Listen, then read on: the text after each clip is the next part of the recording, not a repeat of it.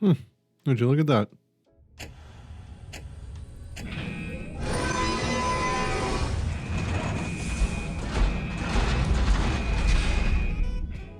I'm going to do something here that I haven't done in a while, which is not really use a script while I am making this video, which maybe people will not think that my voice is AI while I do this, since I'm not reading a script in the cadence that I typically have.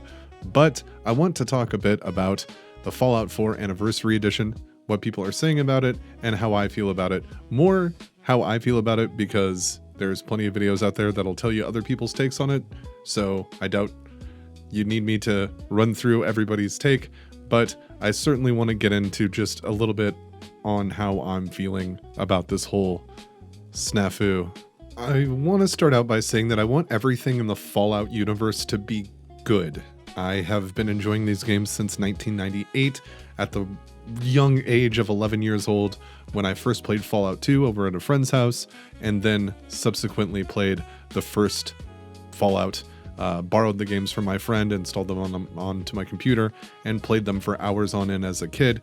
I've always wanted everything in this universe to be enjoyable.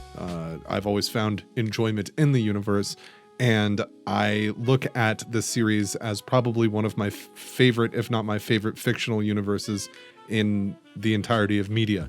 So that is also why some people have asked, why do you like the show? There's some criticism from bits of the fan base about the show, especially when it comes to certain parts of the lore. Why do you like the show so much if this is happening with it and this is happening with this? I just enjoy things in the universe. Now, that doesn't go for everything. Fallout 76 isn't my favorite thing in the world. Fallout Brotherhood of Steel is even worse than that, in my opinion. But I still find enjoyment in these things because they're contained within my favorite universe, if that makes any sense.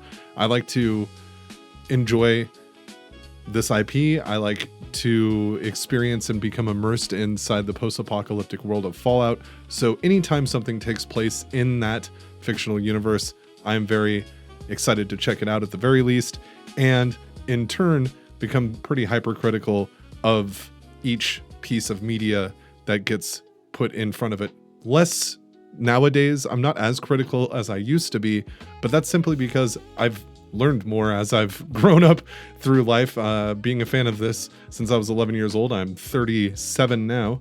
I've learned things through life that show me, not everything has to be exactly the way that you want it to be for it to be good or enjoyable. Allowing yourself to have an open mind when it comes to new things with inside of some of your favorite media to me has been a good experience, because it allows me to enjoy things more instead of just immediately being upset and or nitpicking every small decision that's made within something like Fallout. But I just want to say at the beginning here, I always want something from Fallout to be good, and in turn, I usually want everything from Bethesda to be good. I enjoy Bethesda as a game studio, and I have enjoyed their games for years. The first one I played was Fallout 3, but then I went on to play Skyrim. After Skyrim, that got me interested in the Elder Scrolls, so I played Oblivion.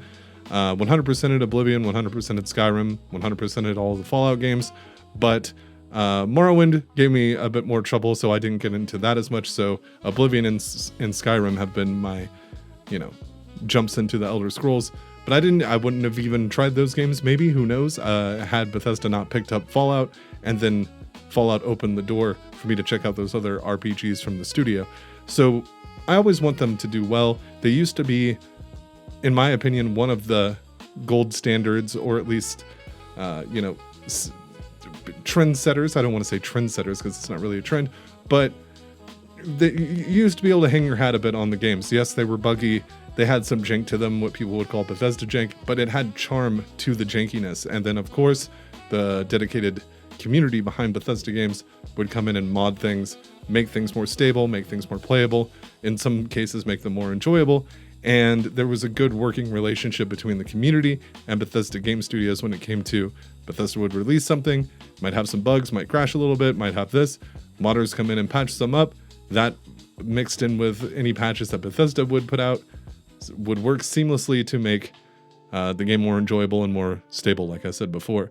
That's not so much the case anymore, and I'm also seeing a lot of modders who are fed up with this situation as well, so we might not even get any community support when it comes to the newest disrespectful action that Bethesda has put out against its fans, and we're going to get into that here in this video.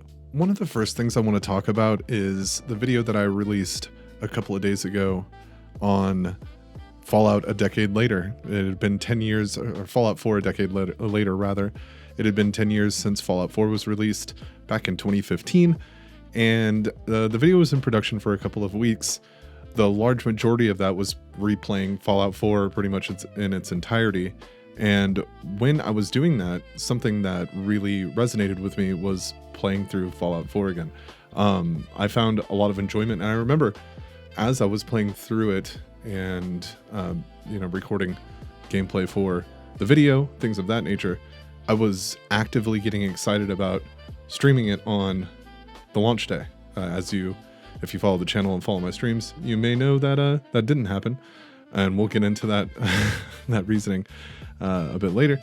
But the reason I was getting so excited is I was legitimately enjoying my time with Fallout 4, which I hadn't really just sat down and played in quite some time.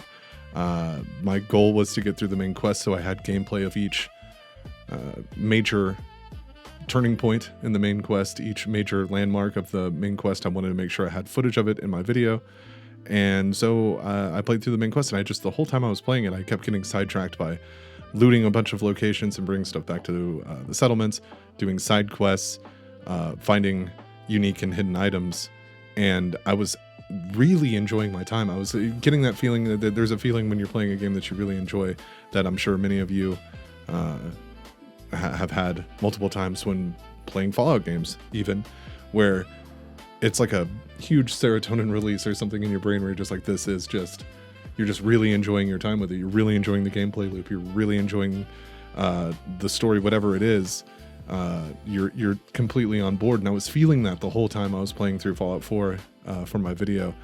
And one of the things that resonated with me the most was how streamable I thought it was. I was like I have streamed Fallout 4 before, but as I was playing through it, I was like, man, this will be a lot of fun once the anniversary edition comes out, fire that up and stream it that day. It'll be a lot of fun to go back through this game and share it with the chat, have fun talking with everybody while we're playing through it. And I was getting really excited, and that's because again, I enjoyed what was going on. And one of the reasons I enjoyed it so much is because of how fluent the game was being. And what I mean by that is my Fallout 4 that I had going, I run it on Steam. I have it on Xbox Series X as well. But when I'm recording videos and stuff like that, I want it in the best quality possible. So I mainly play on Steam and PC now. So when I had my Fallout 4 set up, I had 2 mods that I ran with Fallout 4 at all times. One of them was the address library. I don't even know if that really came. Well, the script extender is the underlier, so that's always there. So 3 if you count that. But I technically had 5. So let's talk about it. I had the script extender, the address library, and something called long loading time fix, or something along that nature.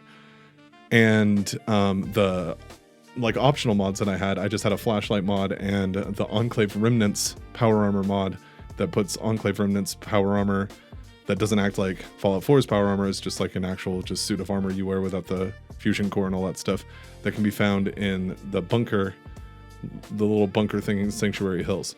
But I just really love the way that armor looks, and it's kind of cheesy to play with it at the beginning of the game because it is a bit of a better piece of armor, but it starts to level itself out as you level up and go through the game.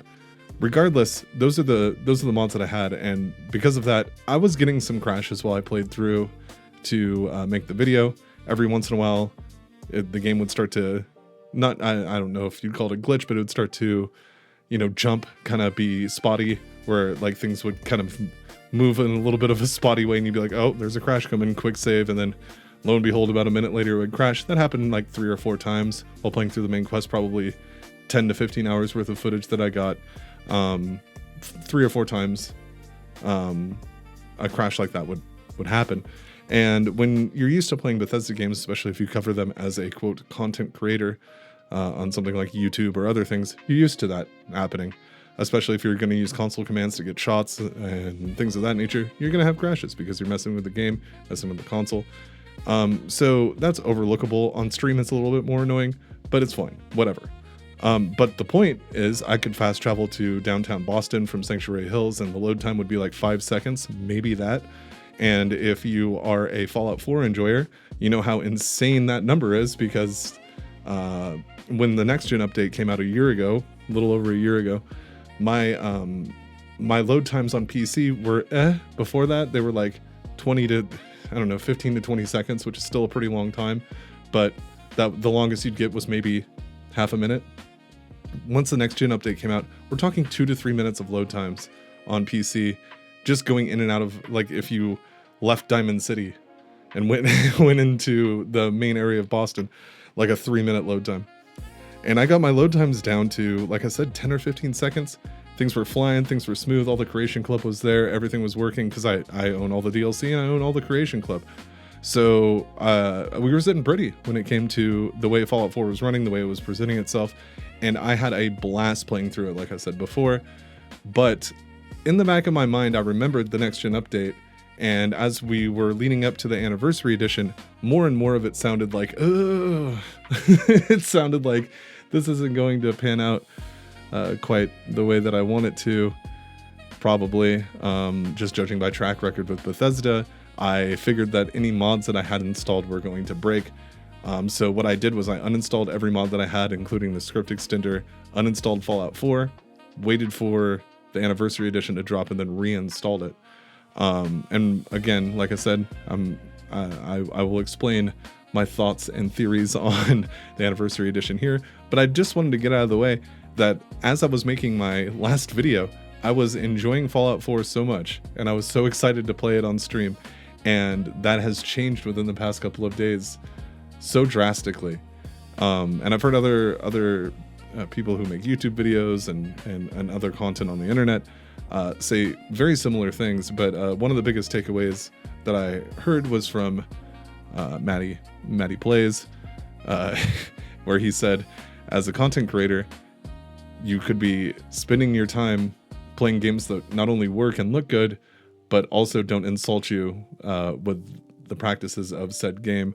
And that, I think, is the biggest takeaway, because whenever I am critical of like updates and things like that, when it comes to Bethesda, a lot of people focus on the quote paid mod situation, like I showed at the beginning of the video. It's not that necessarily I'm against paid mods, because one of the biggest arguments that comes up is, oh, you don't want modders to be paid for their time. And it's like, that is not at all exclusive to each other. I think that most modders get into the modding scene for the love of the game.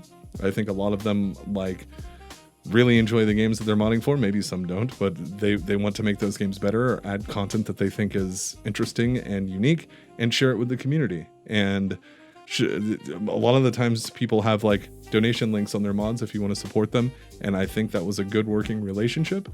And then all of a sudden now, the problem isn't that modders are getting paid for their work. The problem is how businesses and bigger corporations and media empires take advantage of that system and turn it into something that looks so greedy, when on paper it doesn't, it wouldn't seem as bad. It wouldn't seem as egregious if it really was just modders getting paid for their work. That's not exactly what's happening there.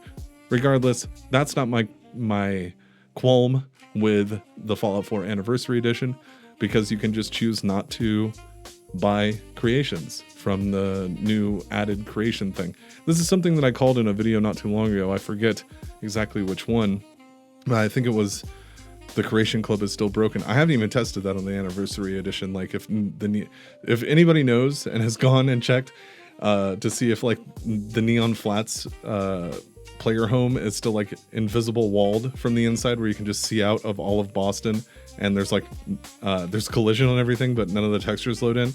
Little things like, or like if the Pint Size Slasher Creation Club add-on actually work, like little things like that, because during the past, after the next gen update and everything, where you'd think things like that would be fixed, there's still Creation Club that just outright doesn't work. And especially if you start the quest through like something like a radio signal, and you go to listen to the radio signal on your Pip-Boy and a quest marker just doesn't show up, you can't progress the quest. You have to use console commands if you're on PC, and if you're on consoles, you are out of luck. You don't get to fix that. So, I mean, there's that. There's the fact that they charge for something that doesn't work. And as we get into that topic, we'll start talking about the more egregious things with the Anniversary Edition and why it feels so disrespectful as someone who not only has been a fan of these games since 1998, 1999, but also someone who makes videos about these games, and just how it doesn't feel like the fan base and anybody who cares enough to talk about these games, because I wouldn't call it quote free promotion, but when anybody makes a video on Fallout 4 or Fallout New Vegas or Skyrim or Oblivion or any of these Bethesda games, I realized that New Vegas was not developed by Bethesda, but it was still published by them. Anytime something like that happens, they're getting promotion for that, and I think Bethesda has lost sight of that. I think Bethesda does cater to their I'm not involved in the in the creators getting catered to, but they oftentimes will fly them out to meet Todd Howard at Bethesda Studios, or they'll send them to events like the Horror Nights down in Florida, I think in Florida or California or something like that, Halloween Horror Nights, or I'm sure that they're sending people to the Fallout fan celebration in Good Springs. There's a lot of that kind of stuff that goes on with Bethesda, but it's only for a select few. I've learned that I learned that the hard way as a content creator, that not everybody gets those luxuries, but I try not to feel entitled to them, but missing out over and over again does start to wear on you. That's a conversation for a different day. Regardless, let's talk about the Anniversary Edition. One of the first things I want to talk about with the Anniversary Edition is the price. A lot of people have criticized the price. I'm right there with you. I think it's far too expensive. I think that if you owned Fallout 4 and all of the DLC, the Creations Bundle should have been free. A lot of people said, oh, it should have been $10. I think it should have been free. I think that if you didn't own Fallout 4 or any of the DLCs and you were just getting this quote Anniversary Edition, I think that should have been $30 at most. We're talking about a 10-year-old game. We're talking about a game that has already made its crazy amount of sales and money at the beginning, and good on you for being able to resell the same products over and over again, like Skyrim. You were able to get away with that because Bethesda, for some reason, has had some type of leniency with its fan base and the gaming industry as a whole, that they release janky products and yada yada yada, but it's the Bethesda charm, and that's fine. And I've also felt that way before too when playing their games, like, oh, some NPC just bugged out and flew across the map. That's okay, it's just Bethesda charm. So I think a lot of people give them that leniency, which is fine. I'm not here to police how people interpret Bethesda, but at some point it lost its charm for me. And I feel like it lost charm with a lot of people, judging by the reviews that I'm seeing and some of the other videos that I've seen talking about this exact same thing. It was absolutely disrespectful to see a $50, $60 price tag on the Anniversary Edition. Even more disrespectful for the upgrade to be like $40, and the Creations Bundle being anything more than $10. I can bump down to say 10. I think it's also really disrespectful. We're talking about people. The Bethesda gaming community is one of the strongest gaming communities that exist. In fact, I argue that they're still in business because of the modding support and the community support that they have. They have a very loyal fan base. They have a diehard fan base that honestly will defend them even through this, which is, again, do you. I'm not here to say you're wrong or right for doing that. A lot of people are like, if you bought the Anniversary Edition, you are part of the problem. You deserve everything you get. And it's like, I don't think it's that serious, bro. If you want to spend your money, it's your money. Spend it however you want to spend it. If you want to buy 14 copies of the Anniversary Edition and give them to your friends, or just hold on to them, I don't care. Do whatever you want to do. The problem that I see is that there's just either I don't know whether to blame it on the acquisition by Microsoft and Bethesda joining their umbrella, or if it's a ZeniMax thing, or if it's actual management at Bethesda themselves. But somewhere along the line, they got the idea that we can put out whatever we want and they're just going to buy it and they're just going to like it. And any negative criticism, people were telling me that they were deleting negative criticism from their Discord servers. Almost zero things have been said. I believe one community manager on Discord posted that they were working on fixing the new creation update. And that's literally all that we've gotten about it. Instead, the Fallout and Bethesda social medias have just been relentlessly posting promotional material for the anniversary edition, completely tone deaf to the comments that they're receiving and the replies they're receiving on places like X, Twitter, whatever you want to call it,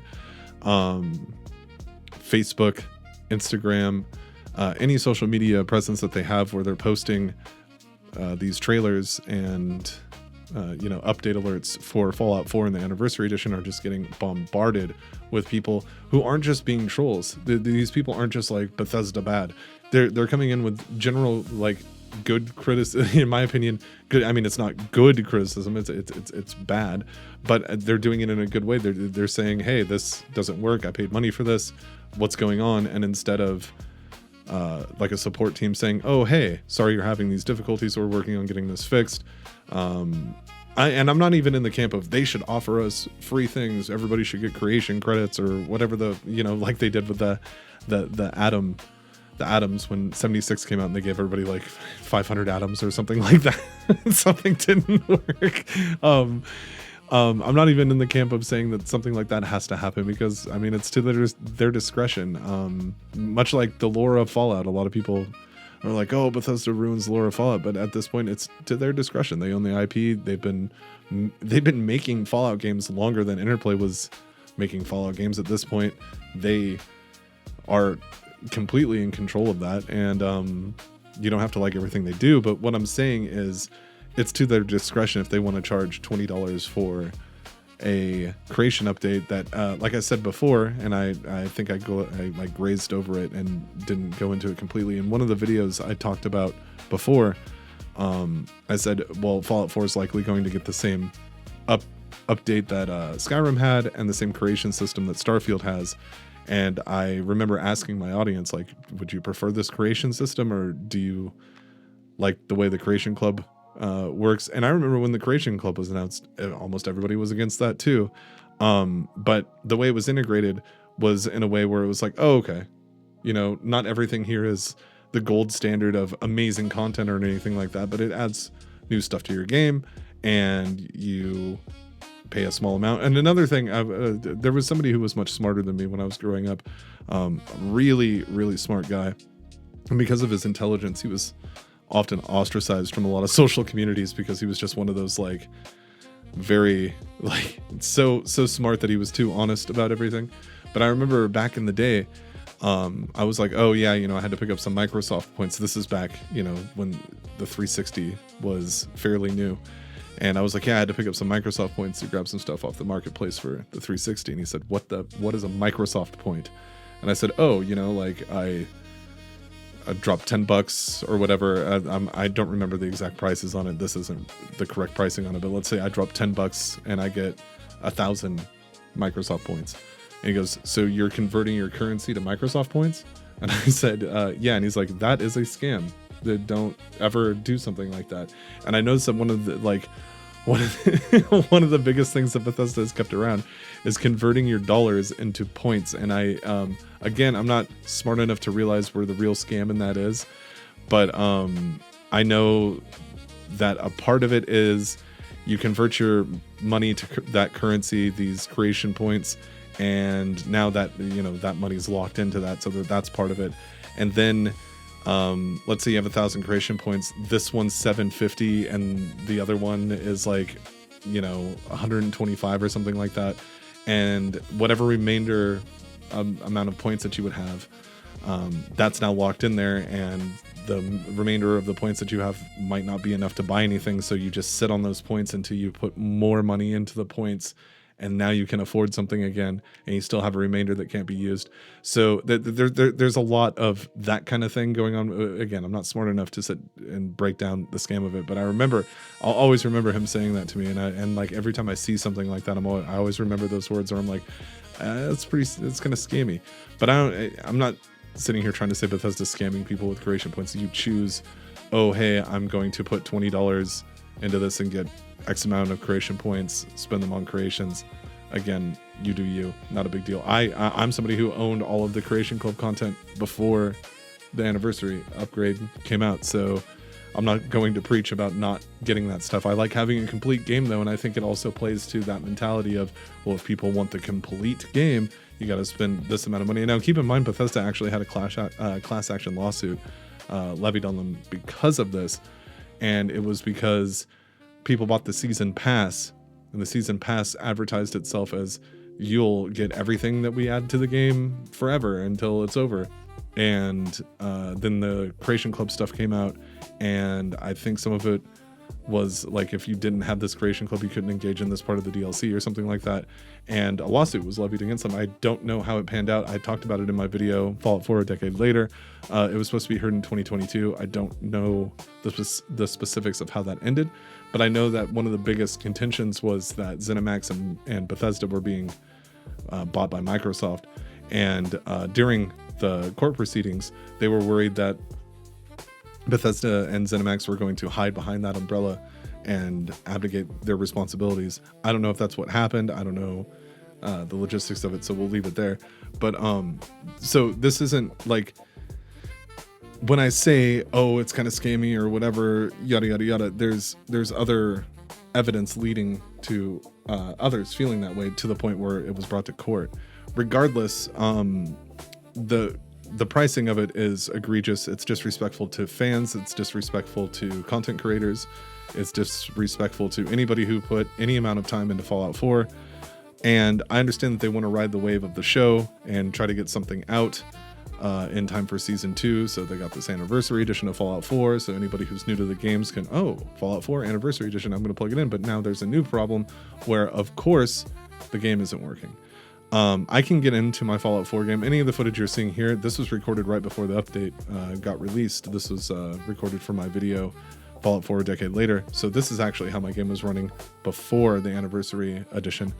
When I first fired up the new creation, because like I said, I had all the DLC and all the Creation Club, so I just got the Creations bundle. I didn't do the upgrade anniversary thing because I didn't have to.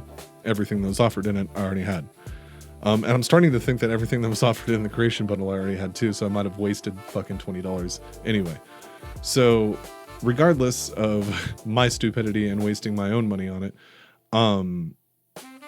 it doesn't work, and that alone makes this so much worse. If you're going to re-release, and it's not even a re-release, but if you're going to almost advertise like you were, like, the way that it first came off when they said, oh, Fallout 4 anniversary edition is coming or whatever, I thought that they were literally going to release like a new game file where it was like, here's the anniversary edition, the old version, your old Fallout 4 is now obsolete, and that would include a new stack of achievements, that would include bug fixes, things of that nature, but they didn't fix anything. One of the first things I noticed when I was able to get into the anniversary edition is like the water texture is still being matched to the sky, so it just looks like a radioactive nuka quantum pool is every puddle that you're walking by. And I've seen other videos where there's more bugs now than there was after the next gen update, and the incompetence is impressive. I'm not a game developer. I'm not going to sit here and act like it's easy, but when you've had a game for 10 years, for a decade, this is a game that has been around since 2015. I don't expect you to go through and remaster it and just call it a new edition or anything like that, but I expect you to at least have it be stable enough where it's not crashing all the time.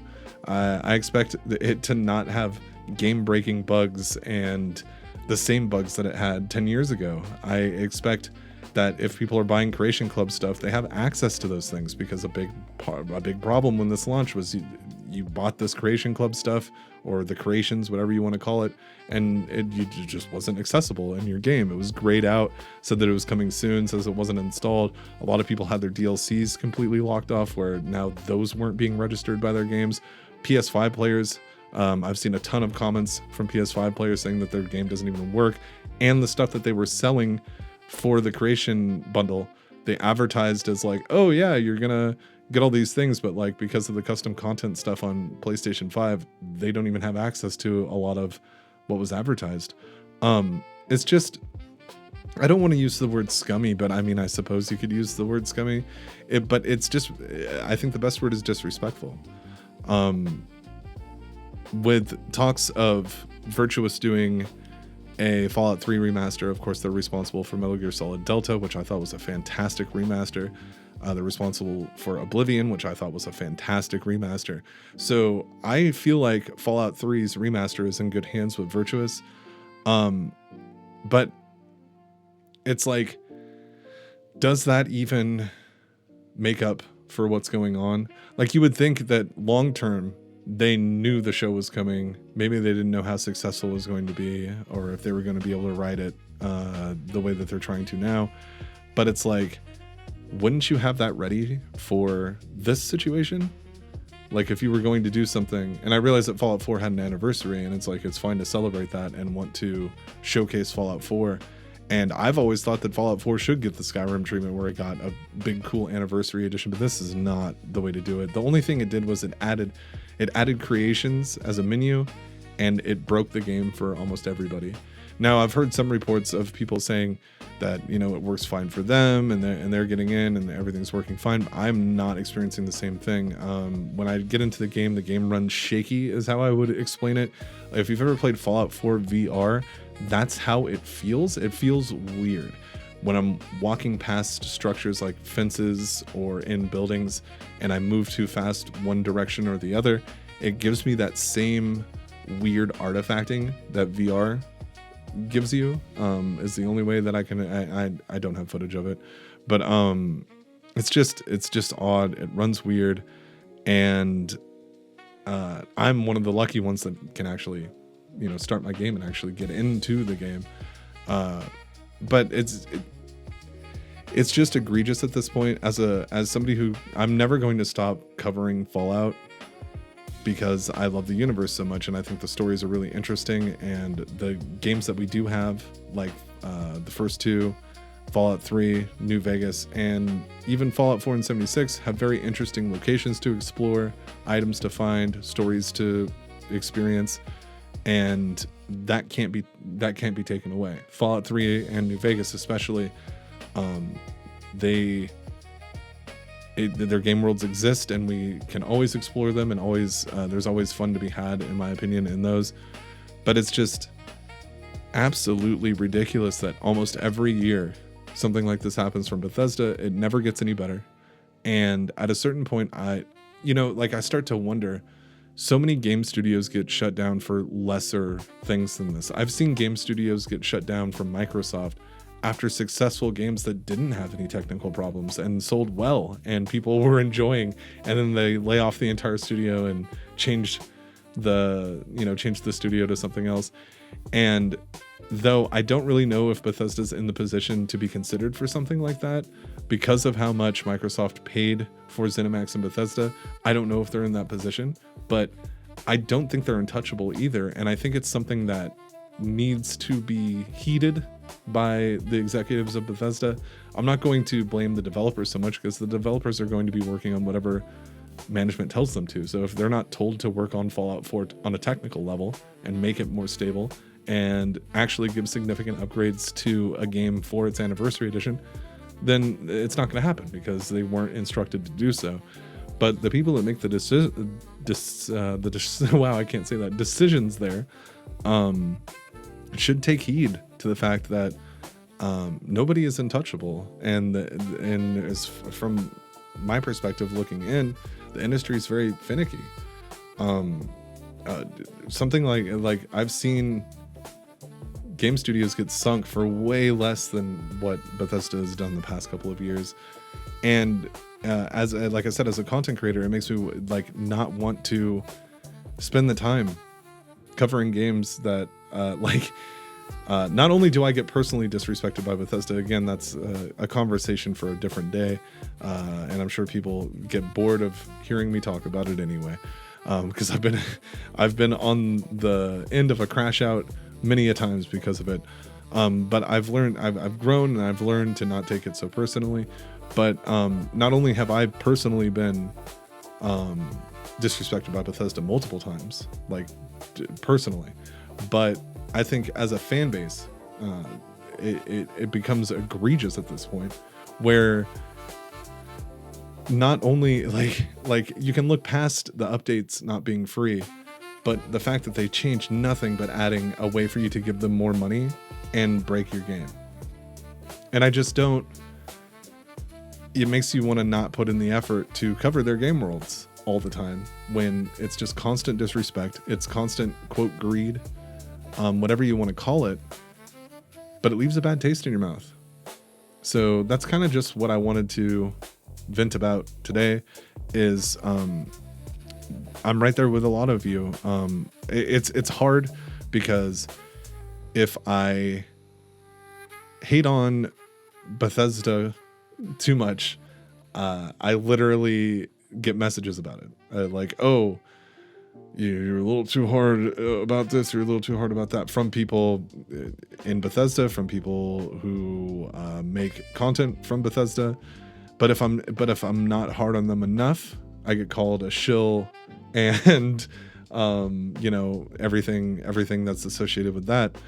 But I think it really comes from wanting their products to be good, wanting their game worlds to be amazing, knowing that they can be amazing, and trying to hold that faith and trying to look at the good side of things, versus at what point is that not enough anymore? You know what I mean? And I think we're reaching it. I really do. Like I said, I'm always going to cover Fallout.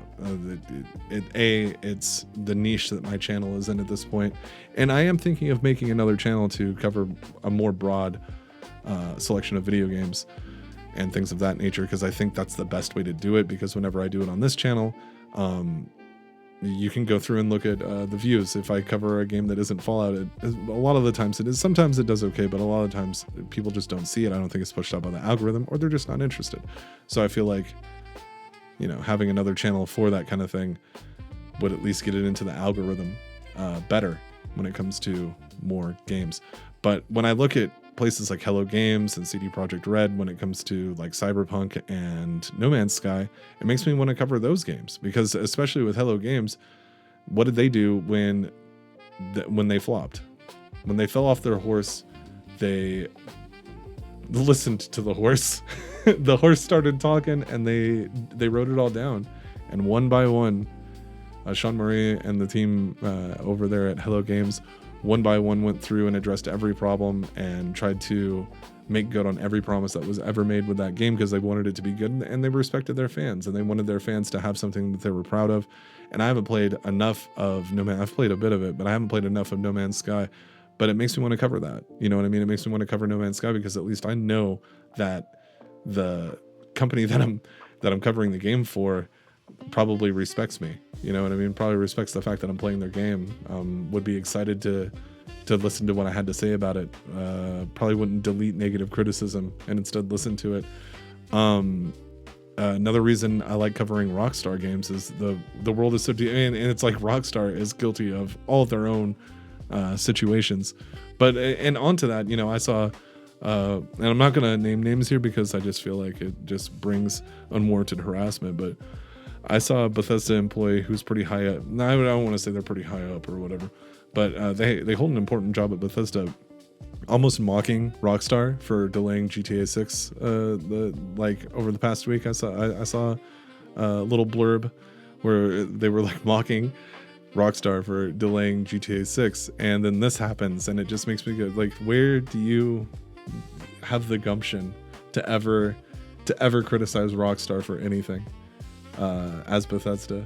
Now again, Rockstar has their own skeletons that they need to deal with. They are far from a perfect company, especially PR wise. Same with CD Projekt Red, and to an extent Hello Games. I imagine almost every gaming studio or anybody in the industry. But for this to be the big release for you this quarter, or whatever you want to call it, and you have the absolute audacity to throw shade at anybody in the gaming industry, because at least Rockstar didn't scam anybody. That's why, I mean, I'm not saying maybe they did in the past. I'm not privy to it, but when it comes to GTA 6, they point blank said, we're gonna need more time to do this. See you next year. I don't think there's anything wrong with delaying a game at all. I know people are disappointed. We'd be playing it by now, I'm pretty sure. So I understand being disappointed when something gets delayed, especially something as big as GTA 6. But to throw shade and to have the gumption to to even make a joke about it as an employee at Bethesda is hilarious to me. Your track record is not what it used to be. You're doing incredibly bad at your jobs. Now again, this isn't that doesn't go out to every developer at Bethesda, the working, what'd you call it, the working class or whatever at Bethesda, who are going in, doing the best damn job they can do on what their tasks are, and trying to, as my dad would say, make shit out of Shinola. But or the other way around. But it's just impressive. Like I've seen a lot of other people say the same thing. It's been super impressive, the amount of incompetence that's come out of that studio. It's been awe-inspiring to watch them ruin their reputation the way that they have.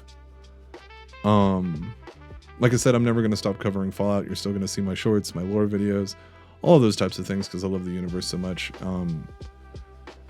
But I definitely want to cover other stuff, because I just at this point, I'm reaching a limit of disrespect. Like I'm just like, no, I don't want to pay you another $20 to break my game.